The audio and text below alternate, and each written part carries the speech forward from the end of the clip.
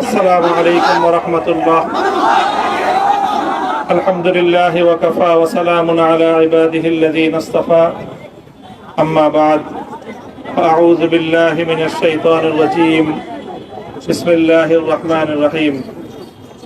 লা তাসরিবা আলাইকুমুল ইয়াওম ইয়াগফিরুল্লাহু লাকুম ওয়া হুয়া আরহামুর রাহিমিন। সাদাকাল্লাহুল আযীম।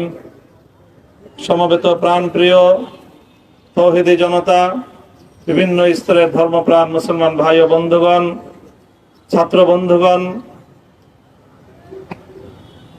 এবং প্রিয় এলাকাবাসী, আল্লাহ পাক রব্বুল আলামিনের শুকরিয়া আদায় করি। আল্লাহর দ্বীনের কথা বলার অপরাধে, আল্লাহর দ্বীনের বিজয়ের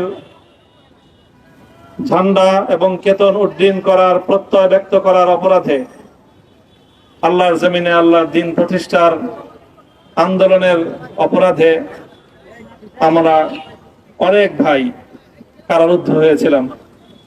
পর্যায়ক্রমে সকলেই আলহামদুলিল্লাহ জিন্দানখানার লৌহ প্রাচীর ভেদ করে মুক্ত জীবনে ফিরে এসেছেন। সর্বশেষ আজ আমার মুক্তির মধ্য দিয়ে 2021 সালে হেফাজতে ইসলাম বাংলাদেশ এবং এদেশের আলেম সমাজের উপর ইতিহাসের অন্যতম এক গভীর ষড়যন্ত্র এবং চক্রান্ত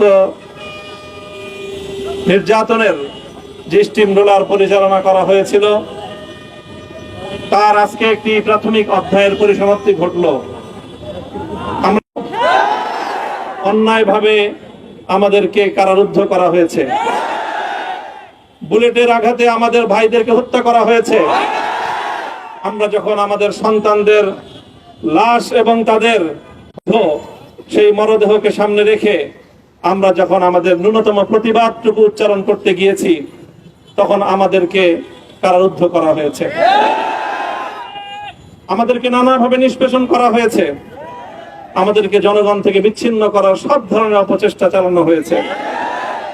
আমি আজ এই মুহূর্তে আমার এই মুক্তি উপলক্ষে আমি বলতে চাই, আমাদের উপর জুলুম করা হয়েছে, এটাকে আমরা সহ্য করে নিলাম। আমাদের ভাইদেরকে হত্যা করা হয়েছে, সেটাও সহ্য করে নিলাম। আমরা আমার সন্তানের লাশ কাঁধে তুলে নিয়েছি, সেটাকেও আমি হাসি মুখে বরণ করে নিলাম।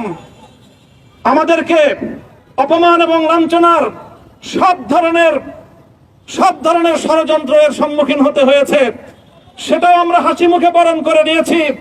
কিন্তু আল্লাহর জমিনে আল্লাহ এবং তার রাসূলের কোনো অসম্মান এক মুহূর্তের জন্য আমরা বরদাস্ত করে নেব। আমরা আমাদের সর্বোচ্চ ত্যাগ এবং কোরবানি স্বীকার করতে প্রস্তুত রয়েছি, জীবন দিতে প্রস্তুত রয়েছি। আল্লাহর জমিনে আল্লাহর দ্বীনের ঝান্ডা সমুন্নত করেই আমাদের যাত্রা থামবে ইনশাআল্লাহ। হয়তো শাহাদাত, নয়তো খেলাফত ইনশাআল্লাহ। আল্লাহর জমিনে খেলাফত প্রতিষ্ঠার যে আওয়াজ আজ পৃথিবীর দিকে দিকে উচ্চারিত হচ্ছে, সে আওয়াজ বাংলার জমিনে খেলাফতের এই আন্দোলনকে চূড়ান্ত গন্তব্যে পৌঁছাবে ইনশাআল্লাহ।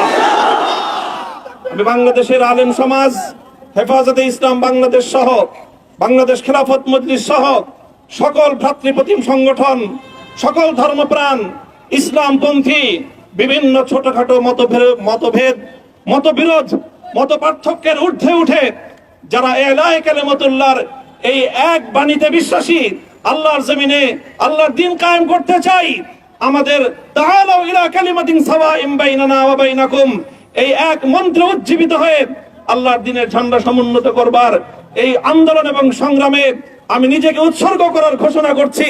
এবং আমার সকল ভাইদেরকে, আমি সকল উলামায়ে কেরামকে এবং ধর্মপ্রাণ মুসলমানদেরকে, ইসলামী নেতৃত্বকে ঐক্যবদ্ধভাবে এই সংগ্রামের ঝান্ডা সমুন্নত করবার, ধারণ করবার আহ্বান জানাচ্ছি।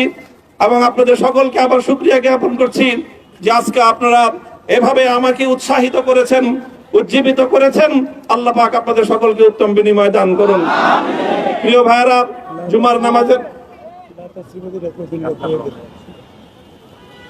জুমার নামাজের একেবারে ঠিক আগ মুহূর্ত, এখন সব মসজিদগুলোতে জুমার প্রস্তুতি চলছে।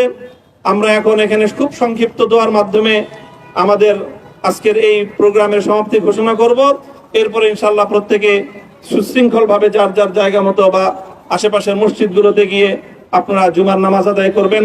আমি আবারও বলছি, আমি আমার আলোচনার শুরুতে কোরআনে পাকের সেই আয়াতটুকু তেলাওয়াত করেছিলাম, হযরত ইউসুফ আলাইহিস সালাতু ওয়াস সালাম কারামুক্তি এবং প্রকৃত যারা অন্যায়কারী ছিল সেই অন্যায়কারীদের স্বরূপ ওনার সামনে উন্মোচিত হয়ে যাওয়ার পর, জাতির সামনে তাদের স্বরূপ উন্মোচিত হয়ে যাওয়ার পর তিনি যে কথা বলেছিলেন, আমিও নবী ইউসুফ আলাইহিস সালাতু ওয়াস সালামের অনুসারী হিসাবে তার সুরে সুর মিলিয়ে কণ্ঠে কণ্ঠ মিলিয়ে এই কথাই বলতে চাই, লা তাসরিবা আলাইকুমুল ইয়াউম, ব্যক্তিগত আক্রোশের প্রতিশোধ আমরা কারো কাছ থেকে গ্রহণ করব না।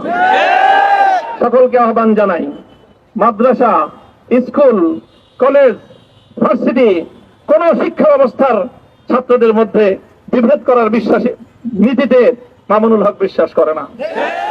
আসো, স্কুলের ছাত্র আসো, আমার মাদ্রাসার ছাত্র পাশে দাঁড়াও, কলেজ থেকে আসো, ভার্সিটি থেকে আসো, তোমরা হাতে হাত মিলাও, ইনশাআল্লাহ দেশের স্বাধীনতা অক্ষুণ্ণ থাকবে। এদেশের ইসলাম এবং হাজার বছরের যে সাধনা সংগ্রাম, সেই সংগ্রাম বিজয়ী হবে ইনশাআল্লাহ।